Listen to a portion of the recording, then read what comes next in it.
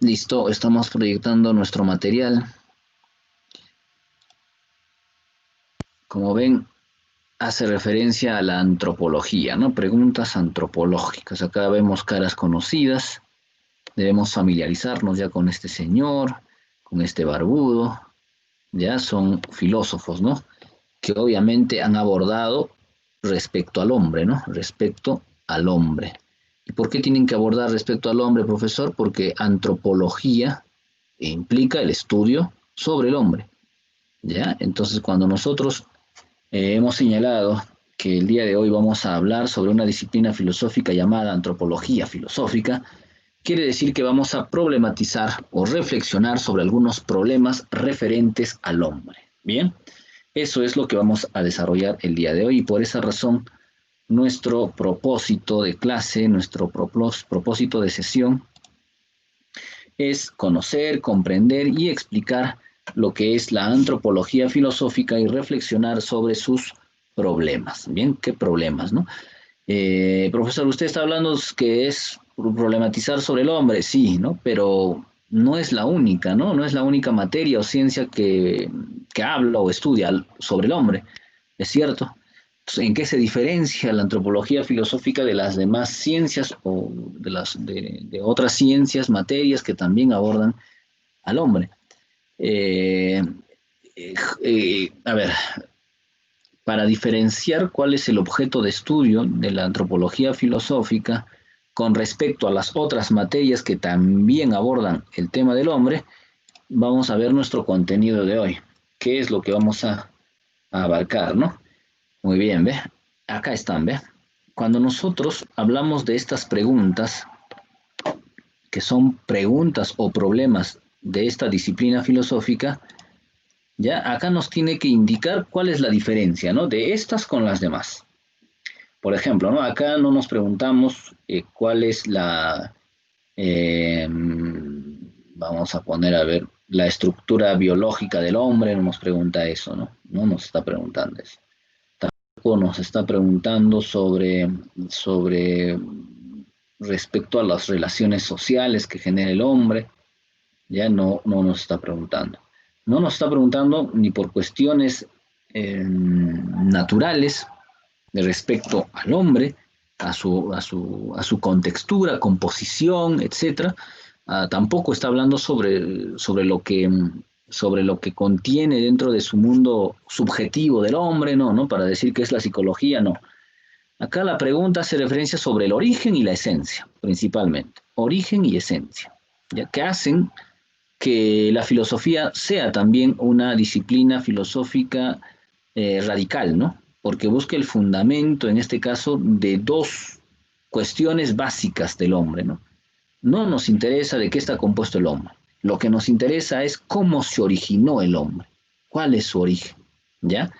Tampoco nos interesa sobre los cambios, ¿no? El proceso de desarrollo del hombre, cómo evoluciona, ni nada de eso, sino más bien por el contrario, nos pregunta sobre lo que no cambia, lo que no cambia, aquello que no cambia del hombre, aquello que lo hace distinto a los demás, la esencia. ¿Ya? Entonces, esas son preguntas que deben ya diferenciar a la antropología filosófica de las otras ciencias que también abordan el problema del hombre. Muy bien, entonces todo esto corresponde a la área de desarrollo personal, ciudadanía y cívica, que busca desarrollar la competencia que se llama construye tu identidad. Nuestra identidad la construimos a partir de ¿qué? Del desarrollo de capacidades, habilidades, destrezas.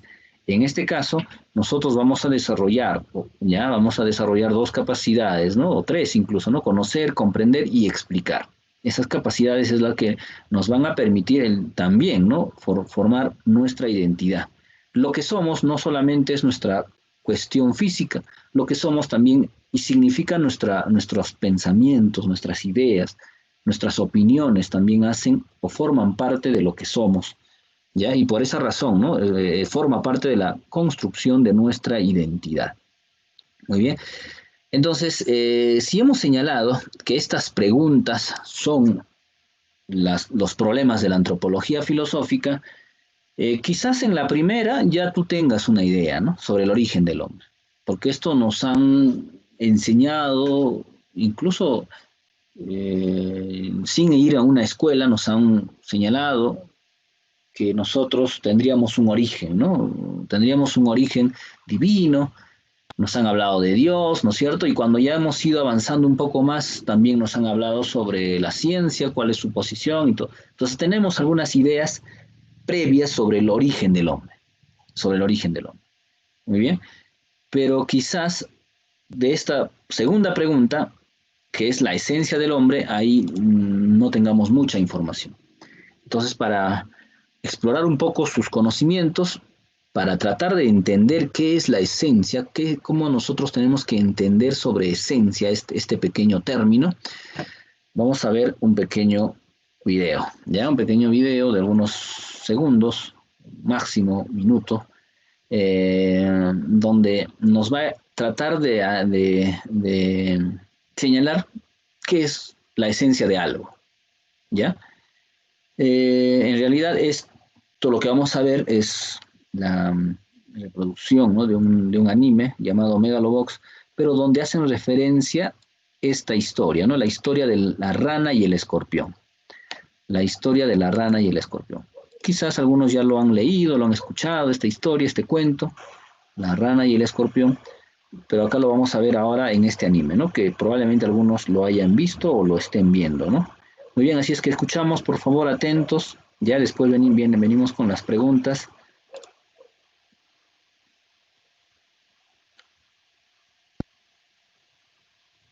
Si es que no escuchas bien, de repente lo puedas reproducir también. Qué bonito sueño.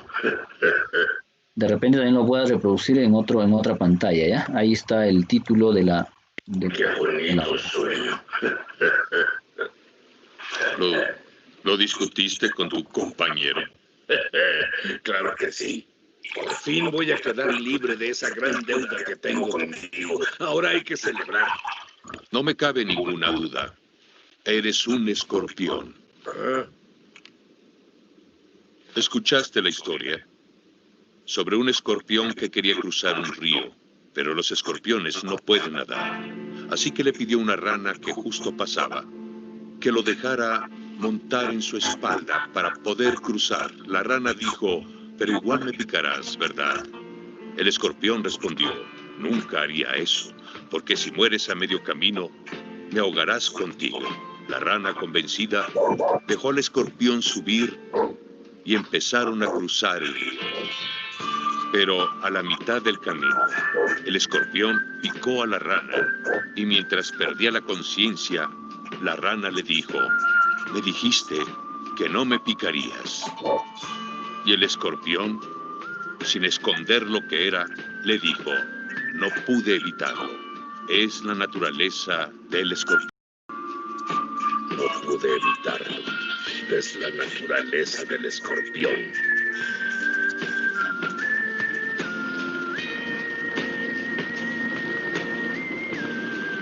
Tu compañero vino anoche cuando no estabas. Dijo que si aparecías te entregara esto, hijo. Dime algo. ¿A quién debería apostarle esta noche?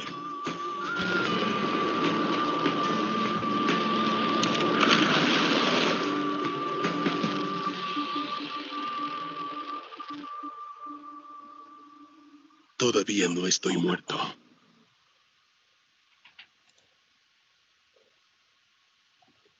Muy bien.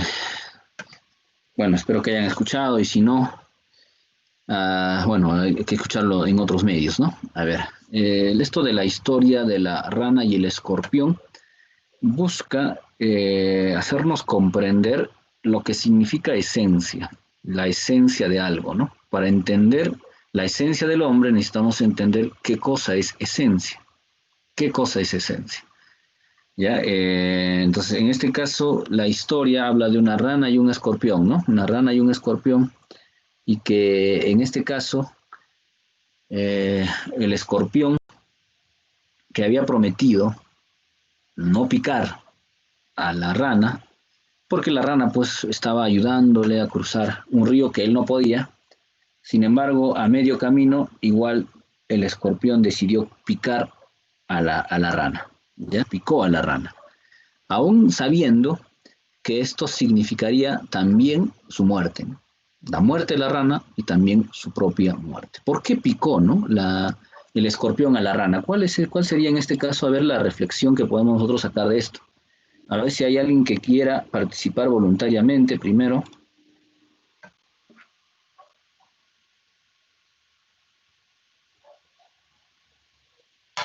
¿Nadie? A ver, Eros. ¿Me escuchas, Eros?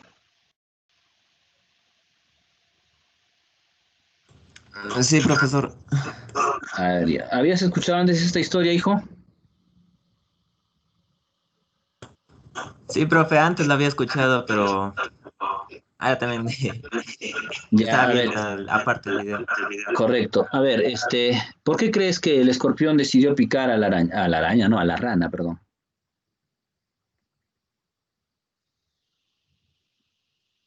¿Por qué al final el escorpión, a pesar de que prometió no hacerlo, no cumple su promesa y aún, y lo peor aún, no sabiendo que él también iba a morir, decide picar a la rana?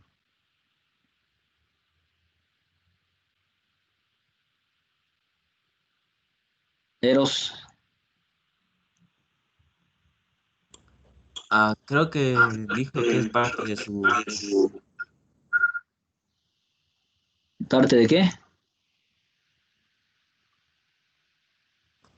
A ver, ¿Era parte de qué, Eros? de su... Hay una palabra ahí. ¿De su qué? de su naturaleza, de su... Ahí está, correcto. No era parte de su naturaleza. Muy bien. Era parte de su naturaleza. Correcto. Esa es la palabra clave, ¿no? Muy bien, Eros. Gracias por tu participación, hijo. A ver, y eso también nos puede llevar a pensar muchas otras cosas, ¿no?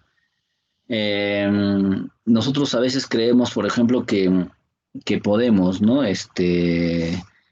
Criar a veces algunos animales que no son domésticos, ¿no? Habrán visto ustedes por televisión, seguramente también, cómo hay algunas personas que intentan, ¿no? A convertir en domésticos a animales que no son domésticos, que tienen como naturaleza el ser salvaje. ¿Cuál ha sido el final de estas historias? La mayoría de veces ha sido que al final, pues, estos animales han demostrado su lado salvaje y han generado algún tipo de daño o lesión a sus dueños, ¿ya? Han generado este daño. Porque no puedes tú cambiar lo que él es, ¿no? Es su naturaleza, dice. Esa es la palabra, ¿no? No podemos. Hay cosas, hay características que son ya partes esenciales de los animales, de los hombres, las cuales obviamente nosotros no podemos cambiar. Eso quiere decir que probablemente hay algunas cosas que sí cambian, ¿no? En nosotros mismos, por ejemplo, ustedes, día tras día, hay cosas que cambian en ustedes, ¿ya? Cuestiones físicas, cuestiones también incluso ideales, cuestiones también culturales, cambian, ¿no? Pero ¿eso quiere decir, profesor, entonces que el hombre es un ser cambiante, que siempre va a cambiar? No, no. Hay algunas cuestiones que son esenciales en ti que no vas a cambiar.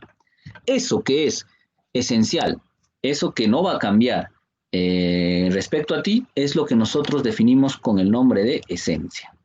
¿Ya? Entonces, para conceptualizarlo brevemente, la esencia vendría a ser aquello que no cambia, aquello que no cambia.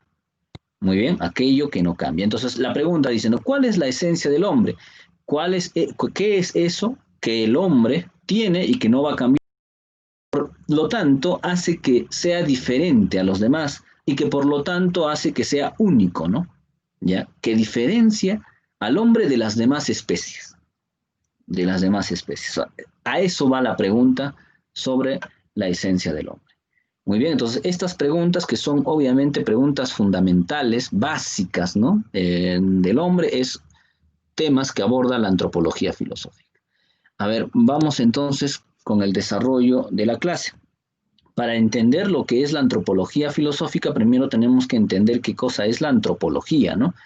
Y como tú sabes, la antropología es una ciencia, ya es una ciencia que incluso en nuestra universidad también se muestra como una carrera profesional, ¿no? La antropología. La antropología tiene como objeto de estudio al hombre, ¿ya? Y esto porque también en su definición etimológica señala como el estudio del hombre, el conocimiento del hombre, ¿no? Antropo significa hombre. Pero ya habíamos dicho, sobre el hombre, la antropología filosófica no se preocupa sobre sus órganos, sobre su esqueleto, sobre su contextura, no, sobre sus pensamientos, ideas, no, sino en este caso sobre la esencia del hombre. Cuando hablamos de esencia del hombre estamos preguntando esto, ¿ve? ¿Qué es el hombre? Cuando nosotros hacemos esta pregunta, estamos preguntando sobre la esencia del hombre, ¿correcto? Sobre la esencia del hombre. Muy bien, también la antropología filosófica busca distinguir al hombre de los demás, distinguir al hombre de los demás, de las demás especies, ¿no? De las demás especies. Acá cuando hace la pregunta sobre el hombre, está hablando del hombre en general, del ser humano en general, no de un hombre en específico, ¿no? Sino del hombre en general. ¿Cuál es el origen del hombre también, ¿no? Es un tema importante, ¿no? Entender qué es, cómo se originó el hombre, cómo apareció en este mundo, cómo es que, por ejemplo, ahora no siguen apareciendo más especies parecidas a nosotros, ¿no? ¿Cuál es la respuesta a esa pregunta? ¿Cuál es el sentido de la vida del hombre? También es otra pregunta fundamental sobre el hombre que aborda la antropología filosófica. El sentido de la vida, ¿ya? Si obviamente tú fueras un existencialista, como Jean-Paul Sartre, dirías pues que nuestra vida no tiene sentido, ¿no? No tiene sentido. Porque ninguna vida puede tener sentido si al final mueres, ¿no? O sea, no tiene sentido, dicen los existencialistas, ¿no? Pero hay otros que obviamente sí señalan que tiene un sentido, ¿no? Hay obviamente posiciones incluso también religiosas. ¿Correcto? Entonces, estas son las preguntas que aborda la antropología filosófica, que como claramente dice acá, ¿qué cosa es? Es una disciplina de la filosofía. Una disciplina de la filosofía. Muy bien. A ver, entonces, vamos con las preguntas antropológicas. La primera pregunta antropológica es sobre el origen del hombre. Acá tenemos sobre el origen del hombre. Y cuando hablamos del origen del hombre, como ya les había dicho, generalmente solemos utilizar estas dos teorías, ¿no? Por un lado el creacionismo y por el otro lado el evolucionismo. Ambas responden a esta pregunta sobre el origen del hombre. La teoría creacionista fue desarrollada, fundamentada, principalmente por el cristianismo, ¿no? Y también las religiones, ¿no? Todas las religiones tienen una posición frente al origen del hombre. En este caso, pero, llamémoslo así, la que tiene mayor presencia para nosotros, los latinos, los americanos, es la posición que presenta el cristianismo, ¿no? ¿Y qué nos dice el cristianismo? Acá tenemos a sus representantes, a Agustín de Hipona y a Tomás de Aquino. Ellos nos van a señalar que el hombre, ¿qué cosa es? Ha sido creado. Es un ser creado por Dios. El hombre ha sido creado por Dios. Dios como ser omnipotente, como ser sobrenatural, ¿no? Fuera de este mundo. Dios crea al hombre a su imagen y semejanza. Eso nos dice el creacionismo. Además de eso, habla el creacionismo de San Agustín, que el hombre es una composición de ¿qué? De alma y cuerpo. Está compuesto por dos elementos, alma y cuerpo. Primero, Agustín de Hipona, que recordemos es un continuador de las ideas de Platón, ¿no? Quien va a señalar que ambos ya son cuestiones separadas, ¿no? Están separadas. ¿Por qué están separadas, profesor? Porque cuando el cuerpo muere, el alma trasciende, ¿no? A diferencia de Tomás de Aquino, ¿no? Quien no va a señalar eso. Para Tomás de Aquino, si bien es cierto, son alma y cuerpo, pero ambos, ¿no? Ambos son uno solo. Porque cuando muere el cuerpo, también muere el alma. Eso decía el señor Tomás de Aquino, siguiendo la doctrina de Aristóteles. Mientras que Tomás de Aquino era aristotélico, Agustín de Hipona era un platónico. La teoría desarrollada por Tomás de Aquino se le llama la teoría fijista, esto en contradicción a la teoría evolucionista.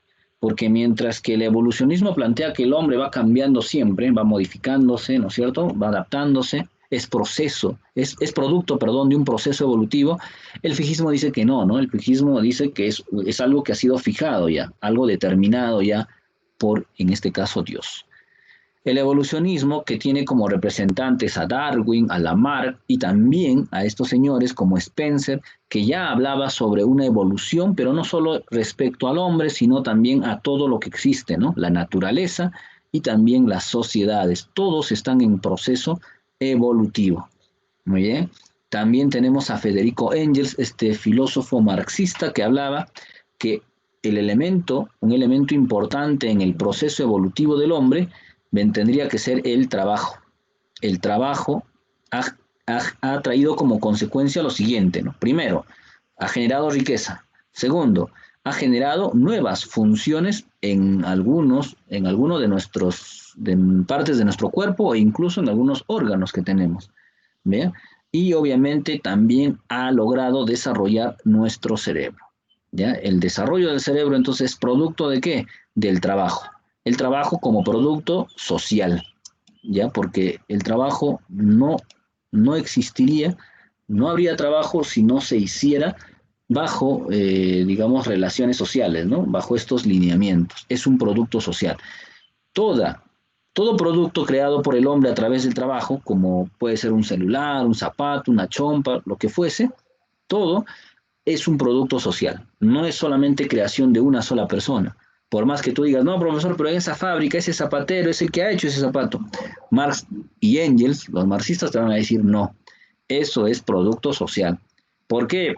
Porque si bien es cierto, este hombre es el que armaba el zapato, pero para que logre armar este zapato necesitó otros materiales, ¿no? Otros materiales que proporciona otra gente. El mismo cuero, él no ha hecho el cuero es producto de otro proceso, también social. Entonces, los pasadores, lo que fuese, ¿no? Las herramientas mismas que él va a utilizar, todo eso ha sido creado por otros. Entonces, cada producto, cada riqueza generada por el hombre es un producto social. Y ahí obviamente el papel del trabajo ha sido muy importante en la evolución del hombre. Desde el momento en que el hombre empezó a crear sus primeras herramientas, ¿no? Que fueron obviamente líticas, ¿ya? Y que empezó a utilizarlas para la cacería, ese momento el hombre dejó de inutilizar la mano o en todo caso llevó a que la mano pudiera desarrollar otras funciones que antes no tenía, ¿no? Si antes solamente servía para sostenerse principalmente de las ramas de los árboles, ahora estaba sirviendo ya ¿para qué? Para construir. Y después de esa misma manera para alimentarse, para defenderse. Entonces la mano empezó a tener otras funciones. Y esas funciones que generaron que la misma fisonomía, anatomía de la mano empiece a cambiar, empiece a modificarse. Muy bien, entonces eso nos dice la teoría evolutiva. Pero de eso ustedes seguramente ya saben bastante. De lo que no saben, o saben poco, es sobre esta pregunta, ¿no? Sobre la esencia del hombre. ¿Qué dicen los filósofos sobre la esencia del hombre? Aquello que diferencia al hombre de las demás especies. Ahí vamos a tener una serie de definiciones, ¿no? No solamente van a haber dos, sino van a haber muchas. Por ejemplo, Aristóteles, lo que hace único al hombre es su capacidad de pensar, su capacidad racional. Esto sería junto al hecho de vivir en una ciudad o en comunidad, la esencia del hombre. Eso vendría a ser. ¿Qué es el hombre? Es un ser racional y político. Es un animal racional y político. El hecho de que pueda pensar hace que se diferencie de los demás. Y también el hecho de que pueda vivir en una comunidad. Claro, acá en lo último que él va a decir, muchos ahora lo van a contradecir, ¿no? Porque no solamente los hombres vivimos en comunidad, hay también comunidades de animales, ¿no? Hay animales que viven en grupos, no solamente es el hombre quien vive en grupos.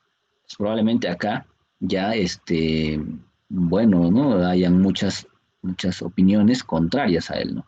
Sobre el hombre, un ser racional, ya, lamentablemente todavía nuestra ciencia no ha logrado, ¿no? Decir certeramente si hay otras especies que pueden generar algún tipo de pensamiento, ¿no? De ideas, ¿ya?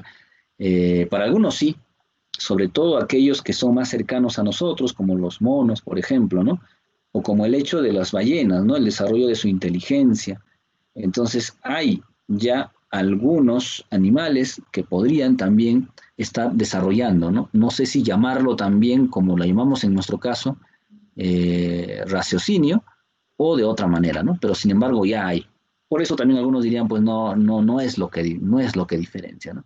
Sin embargo, Aristóteles, estamos hablando siglos antes de Cristo, había señalado esto. Muy bien. Y además él también hace la diferencia, ¿no? Entre lo que es una esencia y lo que es un accidente. Esto principalmente para definir lo que es un cambio sustancial y un cambio accidental. ¿Ya? ¿Qué dice,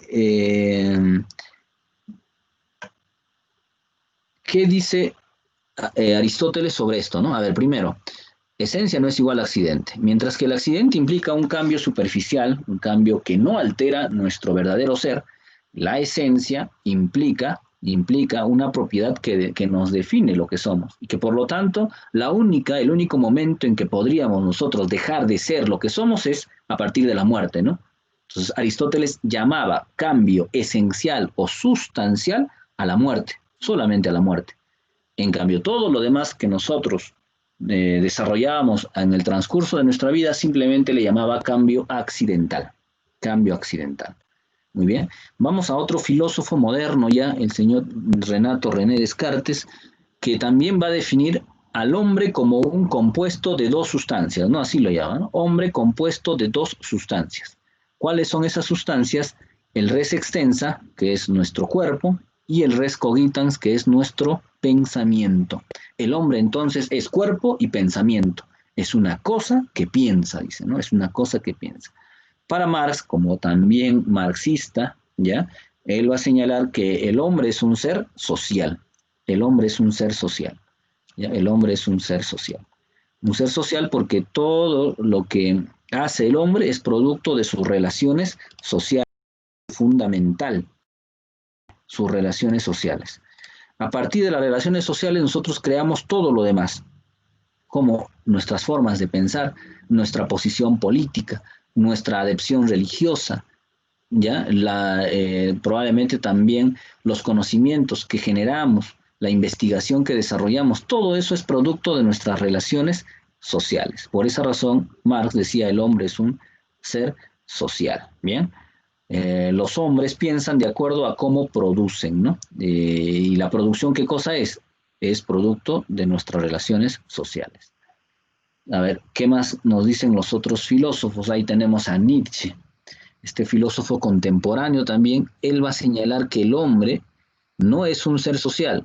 El hombre, por el contrario, es un ser natural, es un ser biológico, es un ser biológico, un ser natural, que posee instintos biológicos y que por eso esos instintos biológicos ya hacen que el hombre sea lo que sea lo que es, ¿no?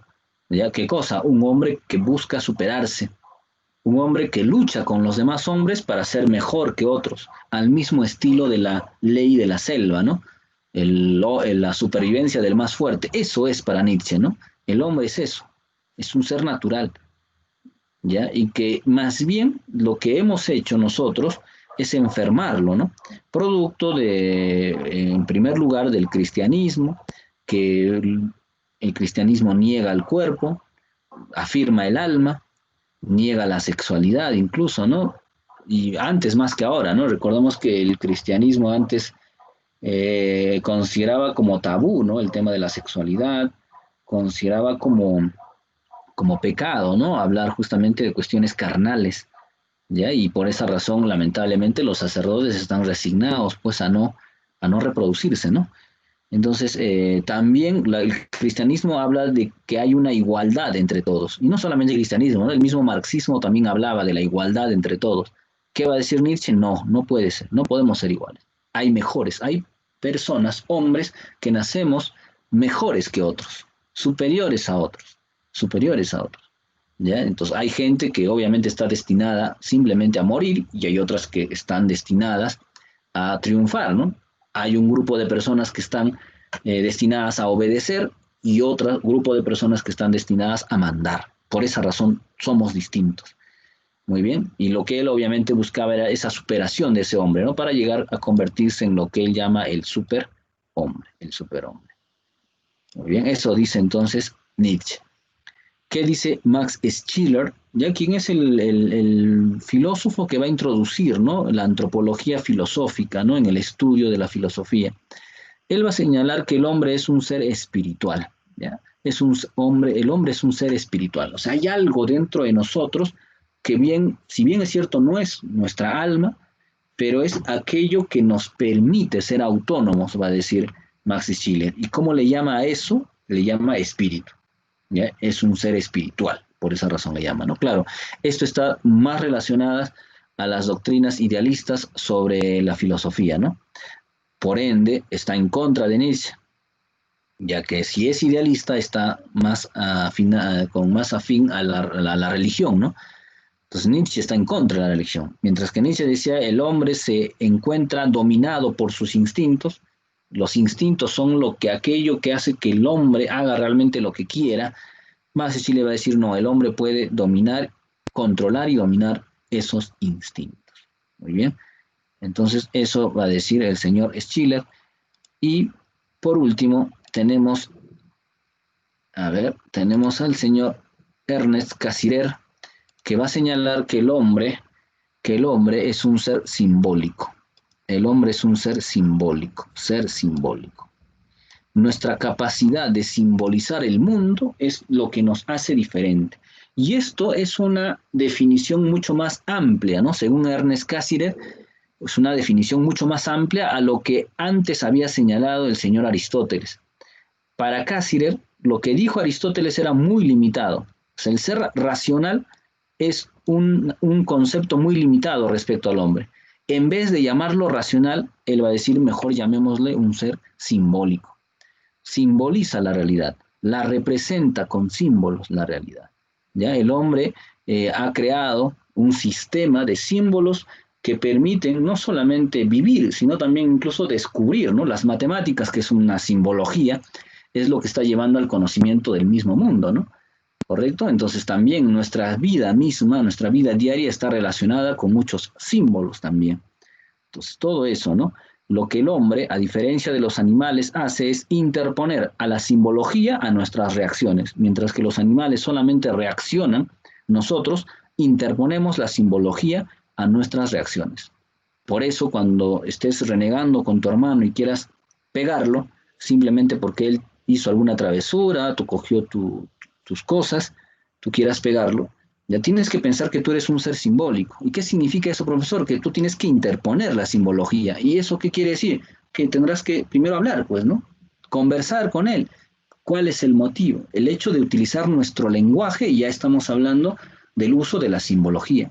En cambio, si tú vas y le pegas nada más sin explicaciones, sin interponer la simbología, entonces estás simplemente actuando como un animal. Muy bien, entonces ahí tenemos estas preguntas. Vamos a ver con la práctica, ya, vamos con la práctica, algunas preguntas debemos responder por lo menos a lo que nos alcance el tiempo y vamos a ir con esta práctica domiciliaria. Muy bien. Ya, a ver, en el chat, ya todos escriben sus respuestas. Primero de la pregunta número 1. Ya, a ver, la pregunta número 1. Todos escriban en el chat si quieren tener algún punto a favor y si es que quieren, obviamente, mostrarse, ¿no? Escriban en el chat la respuesta de la pregunta número 1 que dice, según el discípulo de Platón, ya, acá ya, discípulo de Platón, ya nos debe estar llevando a un filósofo, ya, cercano que nosotros hemos hablado. ¿Qué es el hombre, según el discípulo de Platón? ¿Qué vendría a ser el hombre según el discípulo de Platón? ¿Ya? Muy bien, un ser libre, no posee alma, es un ser instintivo, ¿no? Este más me suena a Nietzsche, ¿no? Entonces no creo que sea, ya la C no es, un ser instintivo. El que habla de instintos biológicos es Nietzsche, entonces no puede ser yo. Ya te estoy ayudando, la C no es. A ver, vamos, ¿qué han escrito? Listo, cerramos el chat. Cerramos el chat. Listo, vamos a cerrar, a ver. Ya está. Listo, hasta ahí nada más. Ya no, muy tarde, hija, muy tarde. Hasta ahí nomás vamos a llegar. Ya. Vamos a ver cuál sería la respuesta entonces. ¿Quién había dicho que, primero que nada, quién es un discípulo de Platón, ¿no? Ernest Cassirer nunca hemos dicho que es discípulo de Platón. Max Schiller, Nietzsche, este señor odiaba a Platón, ¿no? Él creía que todo esto, el cristianismo mismo era fruto de los primeros filósofos griegos. Max Schiller, si es bien cierto, es idealista, pero no habla de afín con Platón. Cuando hablamos de estos señores, ya estamos hablando de,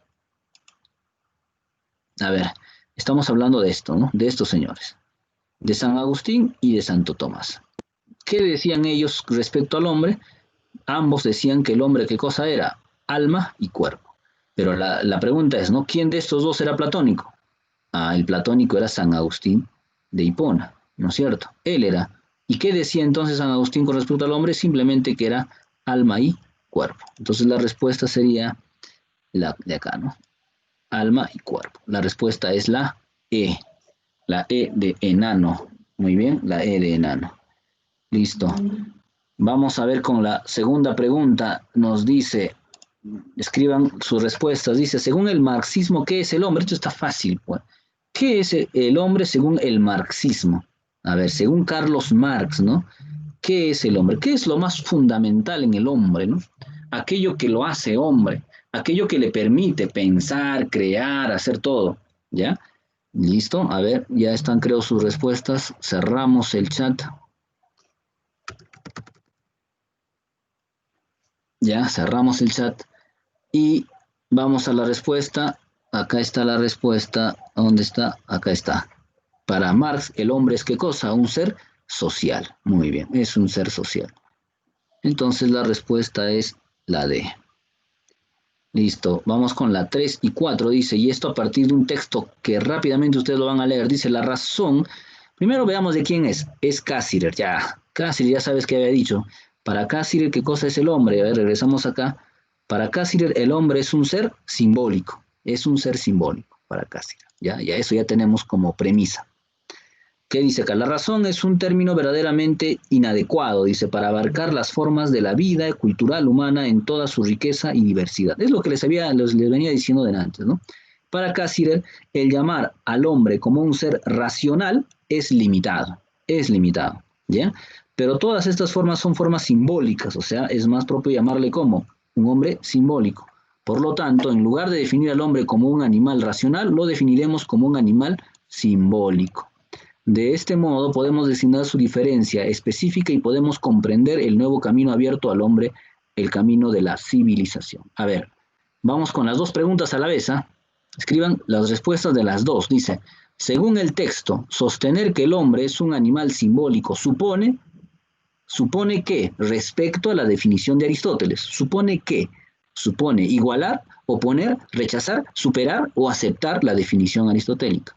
4. La definición del hombre como animal racional es, según Cassirer, la definición del hombre como animal racional, según el autor, ¿qué cosa es? Es limitada, completa, acertada, correcta o aceptable. Muy bien, a ver, escriban sus respuestas, ya están escribiendo. Ya, muy bien, correcto. A ver, Álvaro, ¿por qué estás con esa cara de sueño, Álvaro?